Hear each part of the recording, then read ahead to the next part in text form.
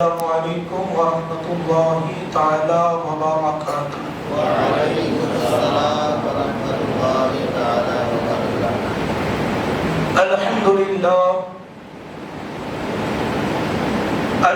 للہ الذی جعل نبینا شاہدا ومبشرا ونذیرا وداعیا الی اللہ بإذنه وسراجا منيرا، والصلاة والسلام على النبي حبيبه المصطفى الذي أرسله بالحق والهدى، وعلى آله وأصحابه أولي الصدق والصفاء، أما بعد فأعوذ بالله من الشيطان الرجيم، بسم الله الرحمن الرحيم.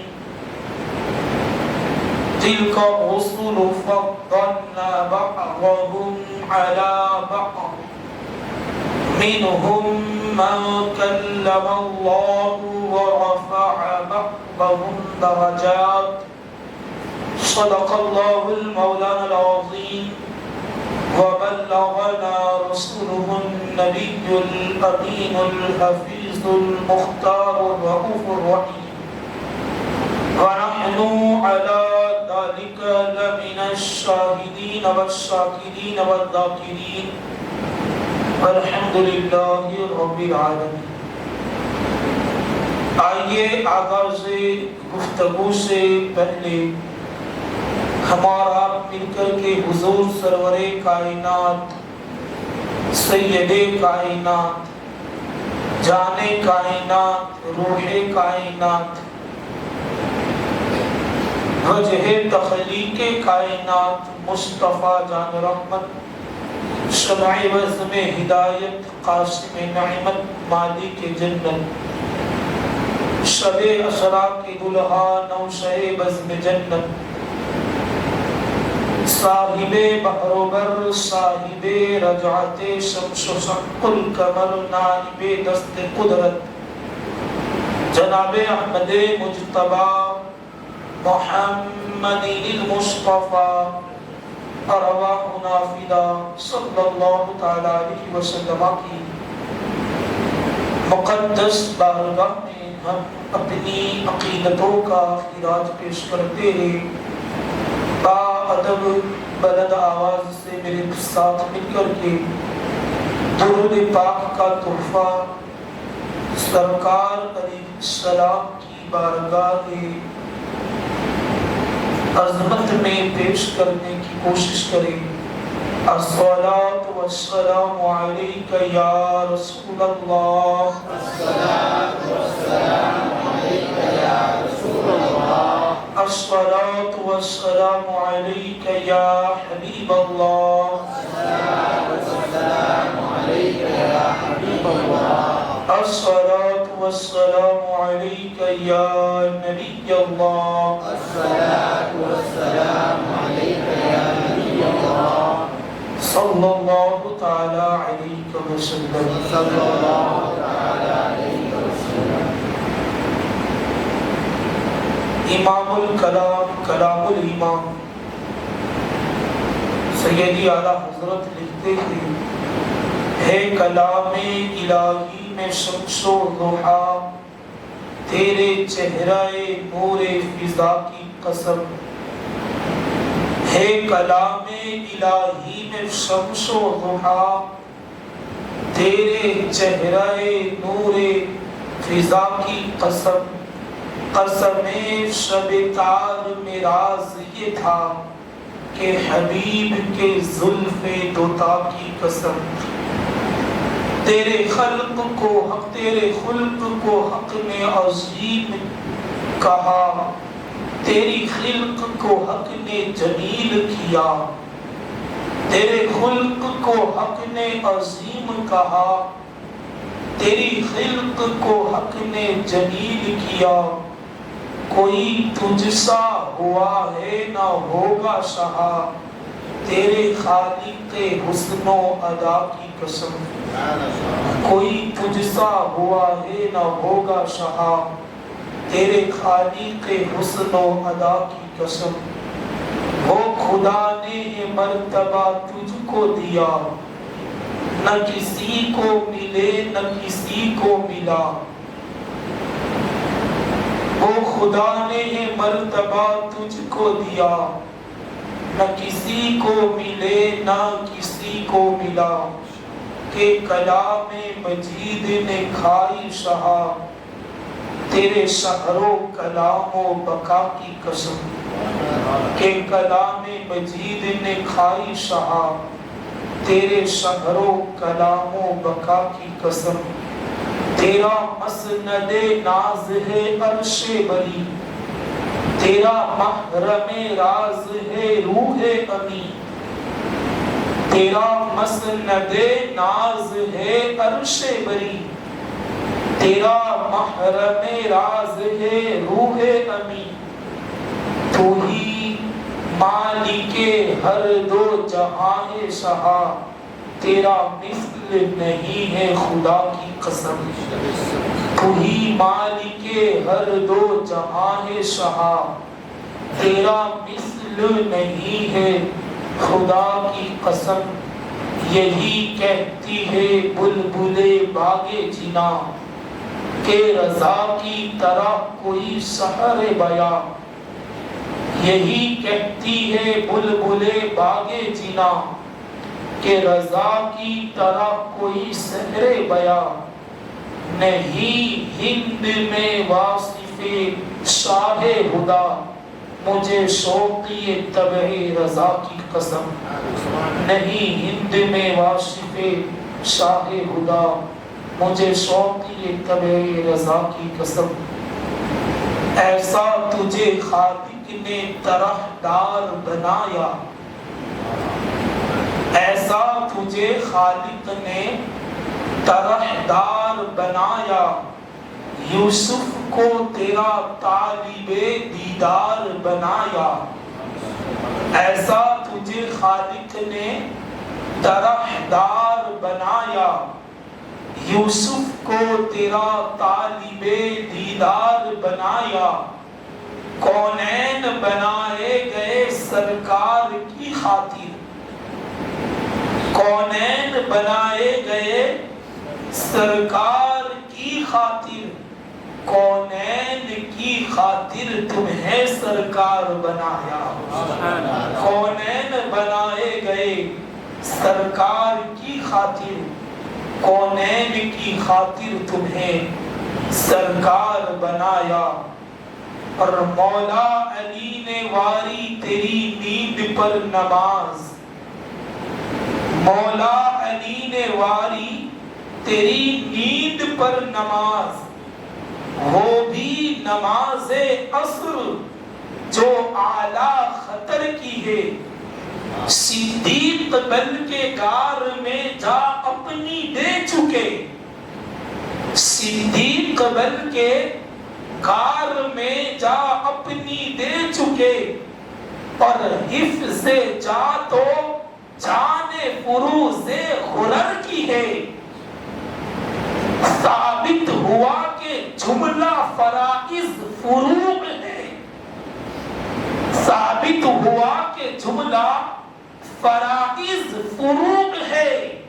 اصل الاصول بندگی اس تاجور کی ہے اصل الاصول بندگی اس تاجور کی ہے آئیے نبی والے نبی کی بارگاہ میں ایک مرتبہ آواز بلند درود پاک کا ہدیہ نچھاور کرنے کی کوشش کریں الصلاۃ والسلام علیک یا رسول اللہ الصلاۃ والسلام علیک یا حبیب اللہ الصلاۃ والسلام علیک یا نبی اللہ صلی اللہ تعالی علیہ وسلم میرے پیارے آقا علیہ الصلاۃ والسلام کے پیارے دیوانوں سرکار علیہ السلام کی ذات طیبہ یہ جانے کائنات بھی ہے روح کائنات بھی ہے اور روح عبادات بھی ہے جانے عبادات بھی ہے روح عبادات بھی ہے، جانے کائنات بھی ہے، وجہ تخلیق کائنات بھی ہے۔ اب یہاں سوال یہ پیدا ہوتا ہے کہ روح عبادات اور جان عبادات یہ سرکار کی ذات کیسے ہو سکتی ہے، جبکہ عبادات تو خالص اللہ رب العزت کے لیے کی جاتی ہے، اور عبادت کا مقصد اور اس کا محور اور اس کی منشا یہی ہوتی ہے کہ عبادت کے ذریعے سے اللہ کی رضا کو حاصل کیا جائے، اللہ کے قرب کو حاصل کیا جائے، اللہ کی بارگاہ میں اپنا ایک مقام قائم کیا جائے۔ عبادات و ریاضات اسی لیے کی جاتی ہے، تو پھر سرکار جانے عبادات اور روح عبادات کیسے ہو سکتے ہیں؟ تو ہم نہیں کہتے، بلکہ یہ تو ہمیں صحابہ کی زندگی بتاتی ہے، یہ ہمیں صحابہ کی سیرت بتاتی ہے کہ اللہ اکبر، ایک مرتبہ سرکار علیہ السلام نماز عصر سے فارغ ہو کر کے حضرت علی کے ساتھ کئی سفر پر نکلے۔ حضرت علی کی نماز عصر باقی تھی، سرکار علیہ السلام نے نماز عصر پڑھ لی تھی، سرکار نماز سے فارغ ہو چکے تھے، ایک مقام پر ٹھہرے غالباً، اور سرکار علیہ السلام نے اپنا رخ زیبا اور اپنا چہرہ بددعا حضرت علی کی جو ہے وہ مبارک گود میں اور حضرت علی کے مقدس دامن میں سرکار نے اپنے چہرہ انور کو، اپنے مبارک سر کو، اپنے مقدس ماتھے کو سرکار نے حضرت علی کی گود میں رکھا۔ اب ہوتا یہ ہے کہ نماز عصر کا وقت ختم ہو رہا ہے، نماز عصر کا وقت اپنے اختتام کو پہنچ رہا ہے، ادھر وقت ختم ہو رہا ہے، ادھر سرکار علیہ السلام حضرت مولا کائنات کی گود میں اپنے سر انور کو رکھ کر سرکار آرام فرما رہے ہیں، عصر کا وقت نکل رہا ہے۔ حضرت علی کبھی سورج کو دیکھتے ہیں تو کبھی چہرہ بددعا کو دیکھتے ہیں، کبھی سورج کی طرف دیکھتے ہیں تو کبھی سرکار کے رخ زیبا کو دیکھتے ہیں۔ حضرت علی کبھی عصر کے وقت کو دیکھتے ہیں، وقت ختم ہو رہا ہے، وقت اختتام کو پہنچ رہا ہے، اللہ اکبر، لیکن حضرت علی رضی اللہ تعالی عنہ یہ خیال کرتے ہیں اگر میں حضور کو بیدار کر دوں گا سرکار کی نیند میں خلل پیدا ہوگا، سرکار کی بے ادبی ہوگی، سرکار کی بے حرمتی ہوگی، اللہ اکبر، حالانکہ فرض جا رہا ہے، عصر کی نماز جا رہی ہے، اور عصر کی نماز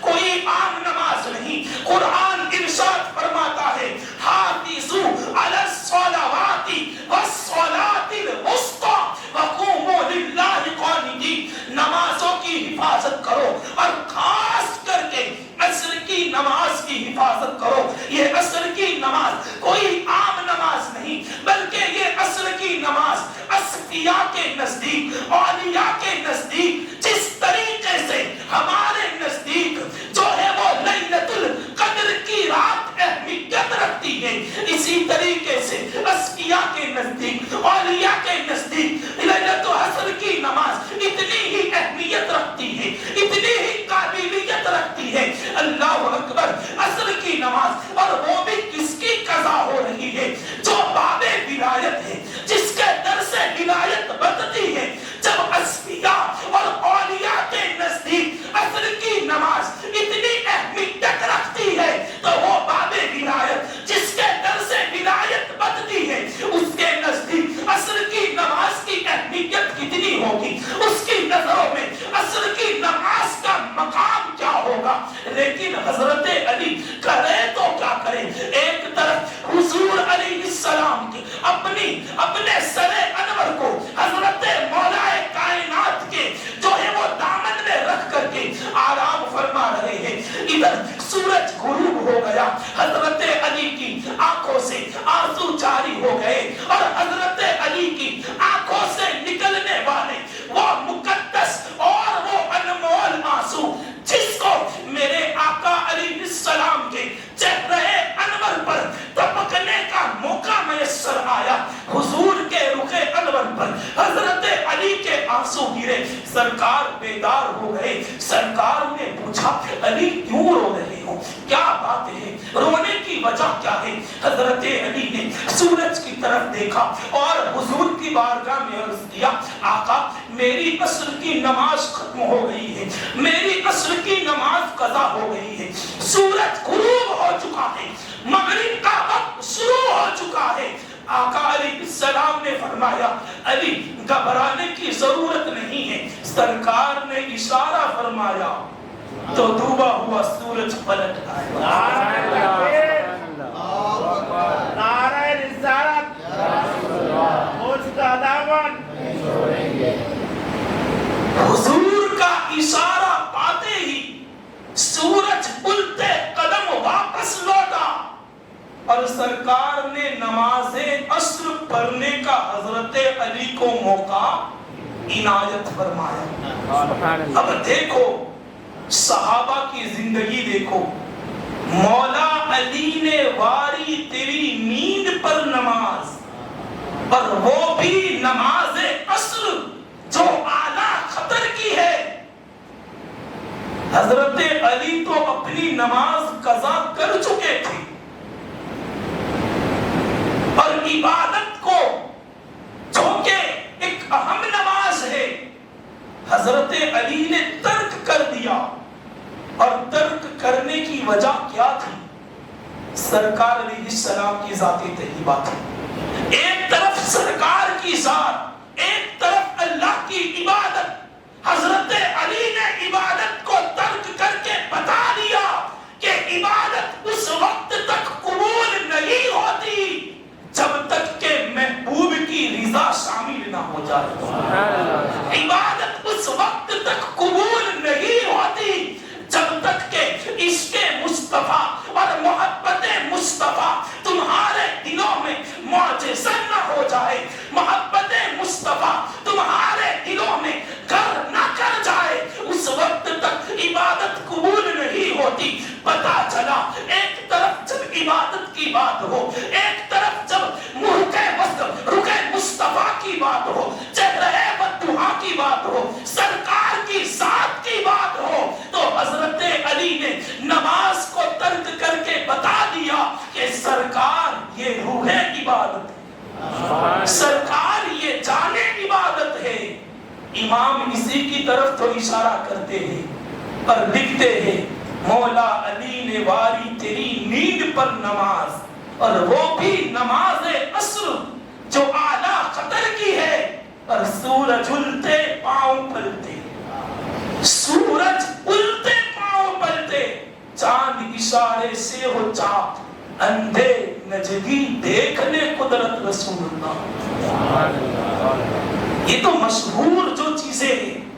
اس کو میں سمجھانے کی کوشش کر رہا ہوں۔ روح عبادت اور جان عبادت سرکار کی ذات کیسے ہے؟ بڑا مشہور حضرت ابوبکر صدیق کا وہ واقعہ جو غار حرا کا ہے، جب حضور ہجرت کر کے حضرت ابوبکر صدیق کے ہمراہ سرکار غار حرا میں ٹھہرے، تو اس غار میں ایک سانپ تھا جو کئی دنوں سے سرکار علیہ السلام کے دیدار کا منتظر تھا۔ بڑا طویل واقعہ ہے، میں واقعہ بیان کرنا میرا مقصود نہیں ہے۔ کئی عرصے سے، بلکہ تاریخ نگاروں نے لکھا ہے، وہ حضرت موسیٰ یا حضرت عیسیٰ غالباً ان دونوں انبیاء میں سے کسی ایک نبی کے زمانے میں وہ موجود تھا، اور وہاں سے اس نے بشارت سنی تھی کہ ایک اللہ کا محبوب جلوگر ہونے والا ہے، اور وہ اس غار حرا میں قیام کرے گا۔ تو وہ دیدار کی خاطر جب سے مژدہ سنا اس نے اپنا گھر بر سب چھوڑ دیا اور جا کر کے اس نے غار حرا میں اپنا مقام بنا لیا۔ جب وہ وقت آیا کہ سرکار علیہ السلام اس غار میں قیام کرنے کے لیے سرکار علیہ السلام وہاں ٹھہرے، قیام کیا سرکار نے، تو حضرت ابوبکر صدیق، محبت تو دیکھو سرکار کی، اپنا کرتا نکالا، چونکہ غار میں کئی سوراخ موجود تھے، اس سانپ نے کئی سوراخ بنا رکھے تھے، چونکہ اس کو پتا تھا کہ کہیں ایسا نہ ہو کہ میں ایک ہی راستہ بناؤں اور وہ راستہ بند ہو جائے اور صدیوں کے انتظار کی گھڑیاں جو آئی ہے وہ کہیں بند نہ ہو جائے، ختم نہ ہو جائے، میں محروم نہ رہ جاؤں، اس لیے اس نے کئی جگہ پر سوراخ بنائے تھے۔ لیکن حضرت ابوبکر صدیق کا عشق رسول دیکھیے، اپنا کرتا نکالا، کرتے کو چیر دیا، پھاڑ دیا، اور تمام سوراخوں کو ابوبکر صدیق نے بند کر دیا۔ سبحان اللہ۔ ایک سوراخ رہ گیا، کیا رہ گیا؟ ایک سوراخ کھلا رہ گیا۔ حضرت ابوبکر صدیق نے اس پر اپنا پاؤں رکھ دیا اور پھر اسی جگہ پر بیٹھ گئے اور سرکار علیہ السلام سے عرض کیا، آقا آپ میری گود میں آرام فرمائیں۔ سبحان اللہ۔ اب دیکھو، یہ دیدار کا طالب، یہ سانپ کئی صدیوں سے حضرت موسیٰ کے زمانے سے اگر نہ مانا جائے تو چلو ہم حضرت عیسیٰ کے زمانے ہی سے مانتے ہیں، چونکہ حضرت عیسیٰ کا زمانہ نبیوں کے آخری نبی کا زمانہ ہے، اس کے بعد سرکار آئے، اب کوئی نبی نہیں آئے گا۔ لیکن حضرت عیسیٰ اور ہمارے آقا کے درمیان بھی کتنے سالوں کا اور کتنی صدیوں کا فاصلہ ہے؟ 570 سال کا فاصلہ ہے۔ کتنے؟ 570 سال کا فاصلہ حضور کے درمیان اور حضرت عیسیٰ کے درمیان۔ اندازہ لگایا، اب وہ سانپ نکلا، ادھر گیا ادھر گیا، ہر جگہ اس نے سوراخ بند پائے، اور پھر اس جگہ پر گیا جہاں حضرت ابوبکر صدیق نے کیا رکھا تھا؟ قدم رکھا تھا، پاؤں رکھا تھا۔ دیکھا کہ تمام سوراخوں کو بڑی مضبوطی سے بند کیا گیا، لیکن یہ جو جگہ ہے وہ بڑی نازک نظر آ رہی ہے، شاید یہاں سے مجھے نکلنے کا موقع مل جائے۔ اس نے حضرت ابوبکر صدیق کے پاؤں میں دنک مار دیا، لیکن صحابہ کا عشق رسول تو دیکھیے، کیا پڑھ رہے ہیں یہ لوگ، کیا ان کے دارالعلوم میں کیا پڑھایا جاتا ہے، ہمیں تو وہی سمجھ میں نہیں آ رہا ہے۔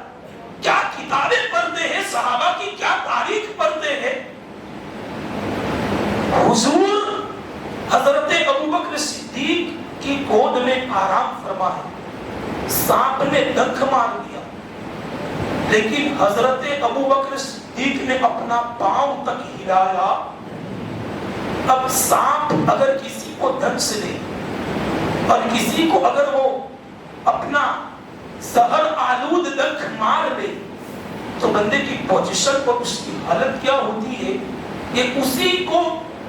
جو ہے وہ محسوس ہو سکتا ہے جس کے ساتھ یہ واقعہ ہو چکا ہو۔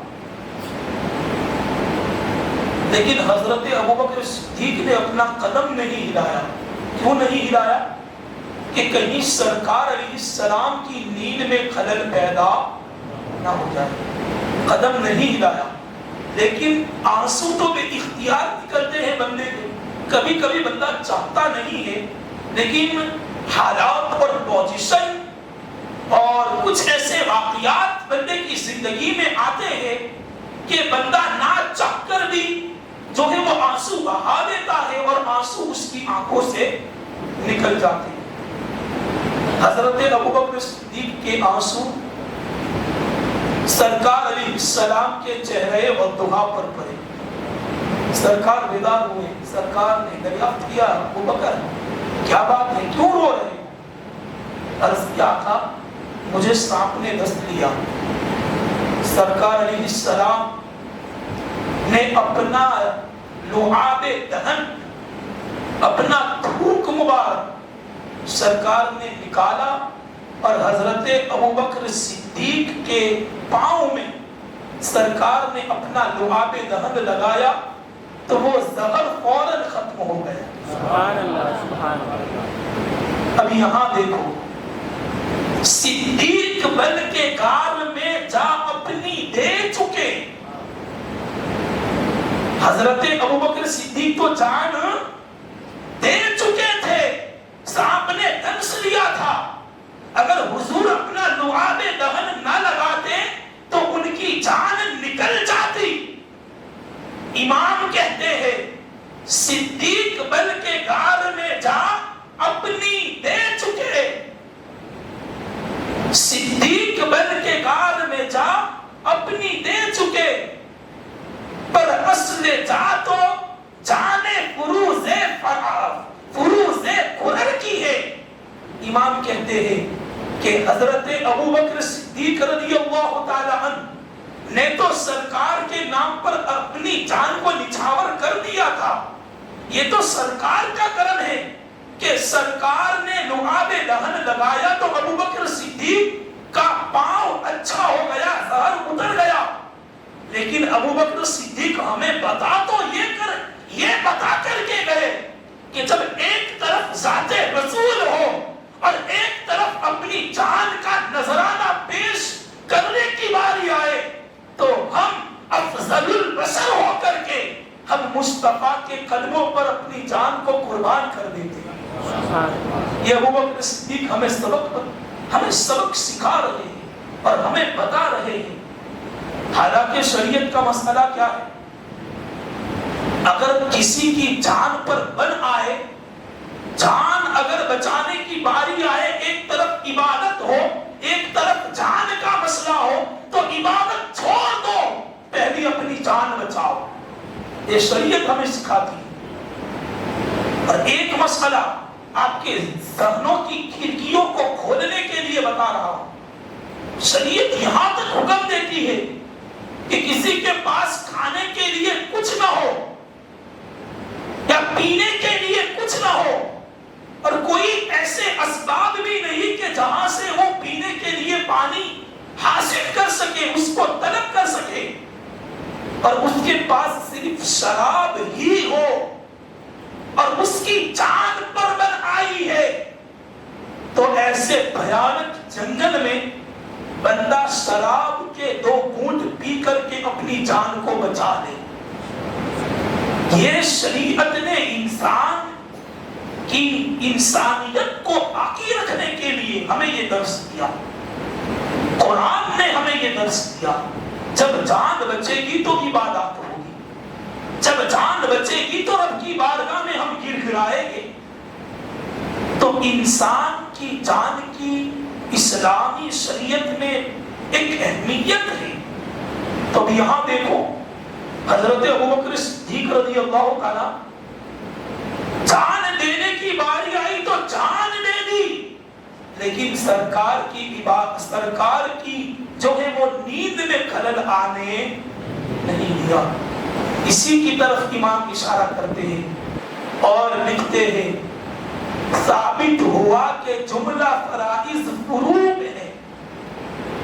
یعنی یہ تو تمام چیزیں فروع ہے، اصل الاصول بندگی اس تاجور کی۔ آپ کی سمجھ میں نہیں آئے گا چونکہ امام کا شعر ہے۔ ثابت ہوا کہ جملہ فرائض فروع ہے،